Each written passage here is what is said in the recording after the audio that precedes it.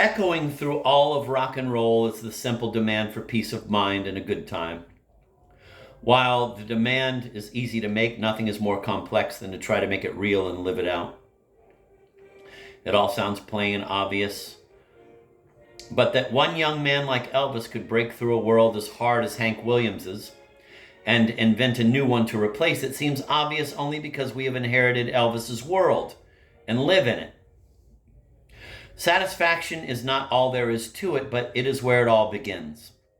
Finally, the music must provoke as well as delight, disturb as well as comfort, create as well as sustain. If it doesn't, it lies, and there is only so much comfort you can take in a lie before it falls apart.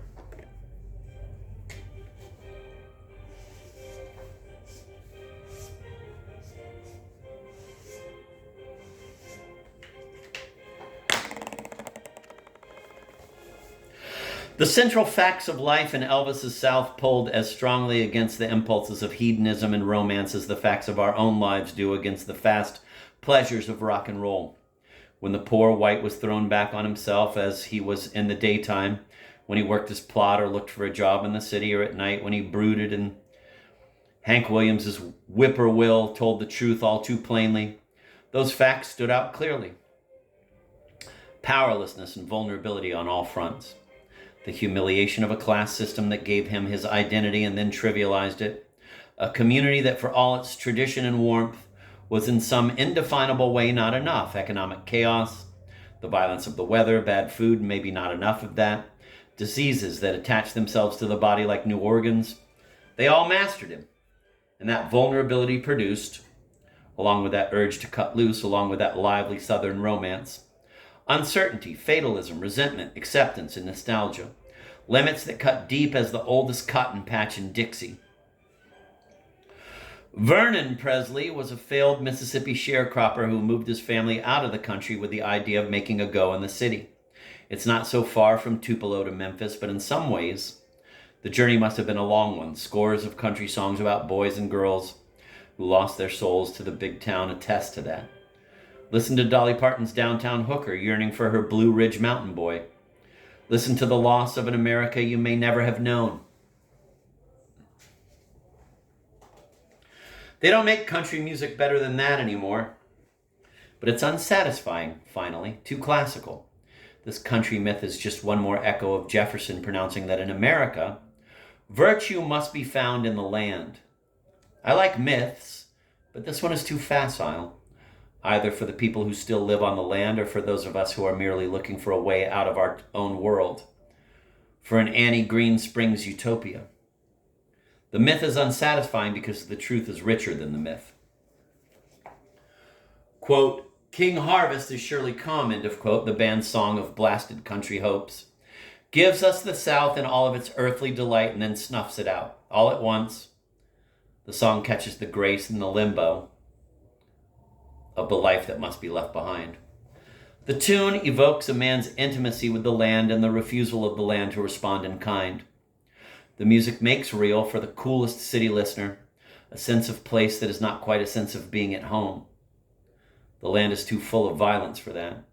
One hears the farmer's fear of separating from the land and from his own history, which, adhering to the land, is not wholly his own.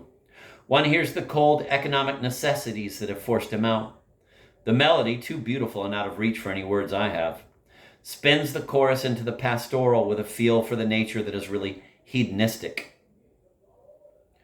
Quote, corn in the field, listen to the rice as the wind blows across the water, end of quote. King Harvest is surely come. And a desperate, ominous rhythm slams the verses back to the slum streets that harbor the refugees of the pastoral disaster. Quote, just don't judge me by my shoes, end of quote. Garth Hudson's organ traces the circle of the song over and over again. The earliest picture of Elvis shows a farmer, his wife, and their baby. The faces of the parents are vacant. They are set as if they cannot afford an unearned smile. Somehow their faces say they will be made to pay even for that. You don't hear this in Elvis's music, but what he left out of his story is as vital to an understanding of his art as what he kept and made over. If we have no idea of what he left behind, of how much he escaped, we will have no idea what his success was worth or how intensely he must have wanted it. Elvis was 13 when the family left Tupelo for Memphis in 1948. A pampered only child. Ordinary in all respects, they say, except that he liked to sing. True to Chuck Berry's legend of the Southern rocker, Elvis's mother bought him his first guitar. And for the same reason Johnny B. Good's mama had in mind, keep the boy out of trouble, Elvis sang tearful country ballads, spirituals, community music. On the radio, he listened with his family to the old music of the Carter family and Jimmy Rogers, to current stars like Roy Acuff, Ernest Tubb, Bob Wills, Hank Williams, and to white gospel groups like the Blackwood Brothers. Elvis touched the soft center of American music when he heard and imitated Dean Martin and the operatics of Mario Lanza. He picked up Southern blues singers like Big Bill Broonzy, Big Boy Crudup, Lonnie Johnson, and the new Memphis music of Rufus Thomas and Johnny Ace, mostly when no one else was around because that music was naturally frowned upon. His parents called it sinful music, and they had a point. It was dirty, and there were plenty of blacks who would have agreed with Mr. and Mrs. Presley. But Elvis was really too young to worry, and this he was no different from hundreds of other white country kids who wanted more excitement in their lives than they could get from twangs and laments, wanted a beat, sex, celebration, the stunning nuances of the blues and the roar of horns and electric guitars. Still, Elvis's interest was far more casual than that of Jerry Lee Lewis, a bad boy who was sneaking off to black dives in his spare time, or Carl Perkins, a musician who was consciously working out a synthesis of blues and country.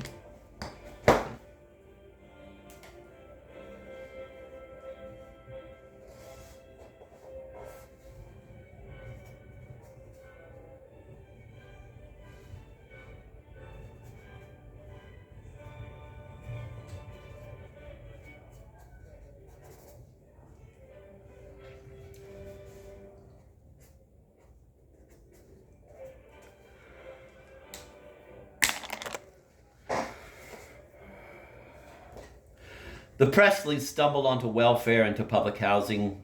Vernon Presley found a job. It almost led to the family's eviction because if they still didn't have enough to live on, they were judged to have too much to burden the country with their troubles. Elvis was a loner, but he had an eye for flash. He sold his blood for money, ushered at the movies, drove his famous truck, and divided the proceeds between his mother and his outrageous wardrobe. Looking for space, for a way to set himself apart. Like many parents with no earthly future, the Presleys, especially Gladys Presley, lived for their son. Her ambition must have been that Elvis would take all that was good in the family and free himself from the life she and her husband endured. She was, Memphian Stanley Booth wrote a few years ago, quote, the one, perhaps the only one, who had told him throughout his life that even though he came from poor country people, he was just as good as anybody, end of quote. On Sundays, Wednesdays too sometimes, the Presleys went to their Assembly of God to hear the Pentecostal ministers hand down a similar message, the last shall be first. This was democratic religion with a vengeance, lower class and gritty. For all those who have traced Elvis's music and his hip shake to his religion, accurately enough, Elvis was the first to say so, it has escaped his chroniclers that hillbilly Calvinism was also at the root of his self-respect and his pride, the anchor of his ambition. His church and the dozens of other Pentecostal sects scattered throughout the South and small-town America was one part of what was left of the old American religion after the Great Awakening. Calvinism had been a religion of authority in the beginning in the middle-class North. Filtered through the popular culture of Ben Franklin, it became a system of tight money, tight-mindedness, and gentility. In the hillbilly South, powered by traveling preachers and their endless revivals, the old holiness cult produced a faith of grace, apocalypse, and emotion, where people heaved their deepest feelings into a circle and danced around them. Momentum scattered that old authority. All were sinners, all were saints. Self-consciously outcast the true faith in a land of Philistines and Pharisees. It was shoved into storefronts and tents and even open fields, and no less sure of itself for that. Church music caught moments of unearthly peace and desire, and the strength of the religion was in its intensity. The preacher rolled fire down the pulpit and chased it into the aisle, signifying men and women rocked in their seats, sometimes onto the floor, bloodying their fingernails, scratching and clawing in a lust for absolute sanctification. No battle against oppression. This was a leap right through it, with tongues babbling toward real visions, negating stale red earth, warped privies, men and women staring from their sway-backed porches into nothingness. It was a faith meant to transcend the grimy world that called it up. Like Saturday night, the impulse to dream, the need to escape, the romance and the contradictions of the land. This was a source of energy, tension, and power.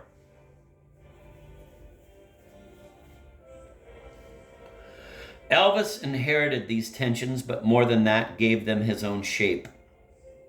It is often said that if Elvis had not come along to set off the changes in American music and American life that followed his triumph, someone very much like him would have done the job as well. But there is no reason to think this is true, either in strictly musical terms or in any broader cultural sense. It is vital to remember that Elvis was the first young Southern white to sing rock and roll, something he copied from no one but made up on the spot. And to know that even though other singers would have come up with a white version of the new black music acceptable, And to know that even though other singers would have come up with a white version of the new black music acceptable to teenage America, of all who did emerge in Elvis's wake, none sang as powerfully or with more than a touch of his magic. Even more important is the fact that no singer emerged with anything like Elvis's combination of great talent and conscious ambition. And there's no way a new American hero could have gotten out of the South into the top, creating a whole new sense of how big the top was, as Elvis did, without that combination. The others, Perkins, Lewis, Charlie Rich, were bewildered by even a taste of fame and unable to handle a success much more limited than Presley's. If Elvis had the amazing...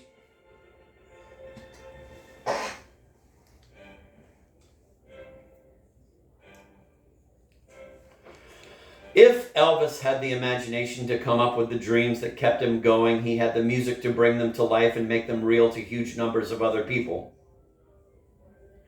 It was the genius of his singing, an ease and an intensity that has no parallel in American music, that along with his dreams separated him from his context. And for the rest of this chapter, we can try to discover what that singing was all about.